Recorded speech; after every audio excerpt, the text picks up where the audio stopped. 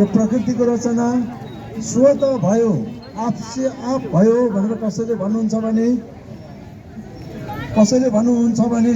उहाँहरूले महाविस्फोटनद्वारा भएको रचनालाई, महाविस्फोटन भएर भएको सृष्टिलाई मानिलिनुपर्ने हुन्छ।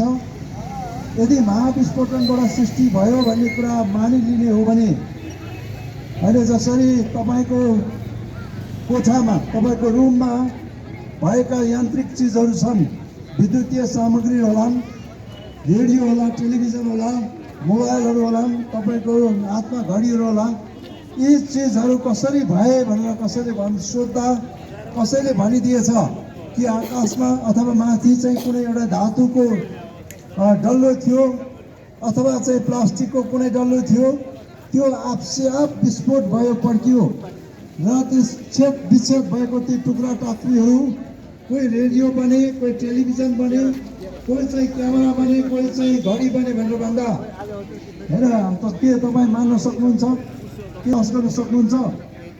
यदि त्यो कुरालाई विश्वास गर्न सकियो भने मात्रै सारा प्रकृतिको रचना आपसे आप भएको हो भनेर मान्न सकिन्छ।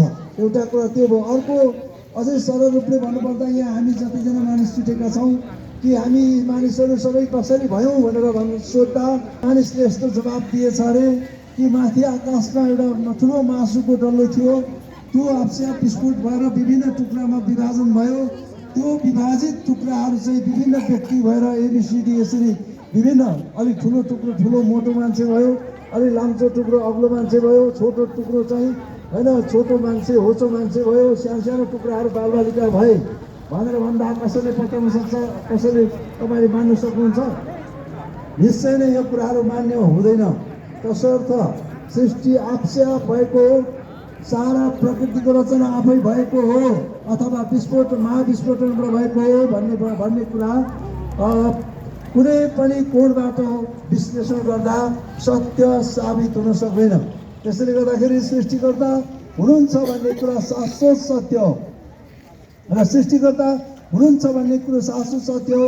सृष्टिकर्ता हुनुहुन्न भनेर कसैले भन्छ भने उहाँले एउटा कुतर्क के गर्नुहुन्छ भने कसले देखेको छ, कसले भेटेको छ भनेर भन्नुहुन्छ। र के अदृश्य कुराहरू अस्तित्वमा छैन भन्नु मिल्छ?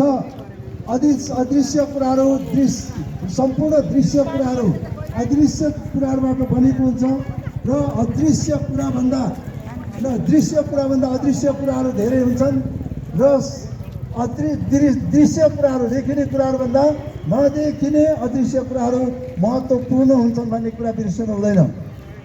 त्यसैले गर्दाखेरि सृष्टिकर्ता हुनुहुन्छ। सृष्टिकर्ता दुई वा तीन नभएर केवल एक हुनुहुन्छ, एक मात्र सृष्टिकर्ता जो अदृश्य निराकार आत्मा हुनुहुन्छ। अनि तिनै अदृश्य निराकार आत्मा जो सर्वोच्च हुनुहुन्छ, सर्वशक्तिमान हुनुहुन्छ, सर्वज्ञानी हुनुहुन्छ, सर्वव्यापी हुनुहुन्छ, अनन्त र पवित्र हुनुहुन्छ, निराकार हुनुहुन्छ, तिनै सृष्टिकर्ता अदृश्य निराकार जीवित सृष्टिकर्ताले यो धरतीमा आजभन्दा 2000 वर्ष अगाडि एकपल्ट मानव स्वरूप धारण गर्नुभयो। केवल एकपल्ट मानव स्वरूप धारण गर्नुभयो। अनि त्यही सन्दर्भसँग जोडिएको छ क्रिसमस। होइन, क्रिसमस किन आज हामी सबैको लागि खुसीको कुरो भएको छ, खुसीको उत्सव भएको छ? यो अन्तर्सांस्कृतिक रूपमा, अन्तर्भाषिक रूपमा, अन्तर्जातीय रूपमा, अन्तर्राष्ट्रिय रूपमा आज होइन सारा संसारभरि यसले किन एक किसिमको उत्सव सिर्जना गरेको छ?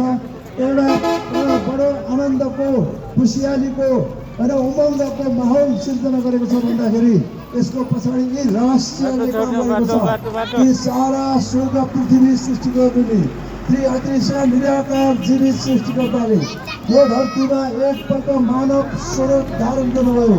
अनि तिनै मानव स्वरूप चाहिँ सृष्टिकर्ताको तिनै मानव स्वरूप चाहिँ को हुन् भन्ने कुरा हो। अनि सृष्टिकर्ताको मानव स्वरूप को हुन् भन्नको लागि भनेर त्यसको त्यो प्रश्नको उत्तर खोज्दाखेरि हामीले सृष्टिकर्ताको गुणहरू डिभाइन नेचर्सहरू अथवा ईश्वरीय गुण अथवा त्यसलाई हामी डिएनए भनेर भनौँ। होइन, सृष्टिकर्ताको महान सृष्टिकर्ताको जुन डिएनए जुन व्यक्तिमा पुष्टि हुन्छ, जुन ऐतिहासिक पात्रमा पुष्टि हुन्छ, तिनै व्यक्ति सृष्टिकर्ताको पुत्र हुन सक्छ, तिनै व्यक्ति सृष्टिकर्ताको अवतार हुन सक्छन्, तिनै व्यक्ति सृष्टिकर्ताको प्रतिरूप र प्रतिबिम्ब हुन सक्छ। त्यसैले सृष्टिकर्ताको मानव अवतार अथवा सृष्टिकर्ताको प्रतिबिम्ब चाहिँ मानव स्वरूपमा धरतीमा प्रकट भएको समय चाहिँ क्रिसमसको समय हो, जुन 2000 वर्ष अगाडि यो दुनियाँमा घटेको थियो। र त्यसैले यसरी सृष्टिकर्ता मानव स्वरूपमा यो धरतीमा रहस्यमय रूपमा होइन अलौकिक रूपमा त्यो जन्म अद्वितीय छ होइन, अद्वितीय छ र विशेष छ। र त्यसैले गर्दा त्यो विशेष जन्म भएको कारण आजभन्दा 2000 वर्ष अगाडिको जन्म आज पनि निरन्तर उत्सवको रूपमा कायम रहेको छ।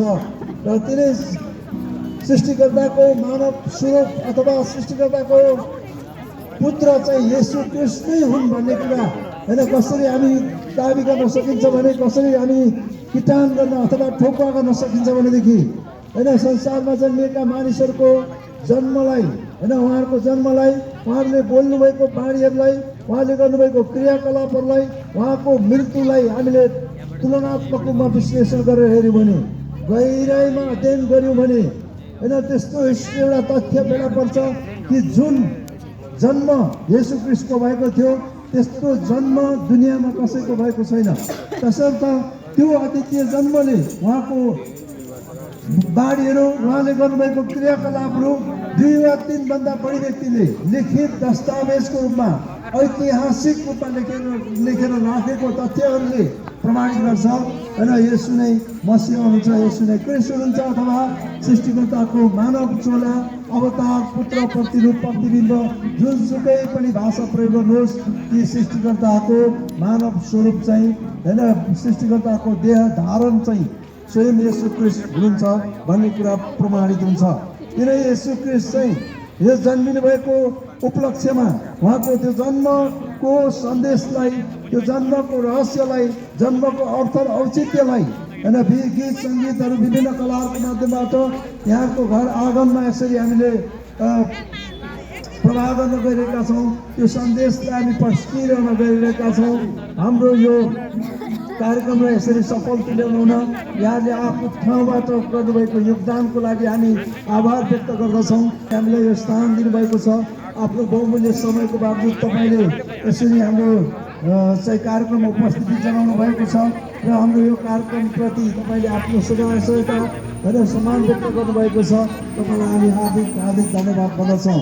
धन्यवाद छ। अब फेरि पनि केही कार्यक्रमहरू हाम्रो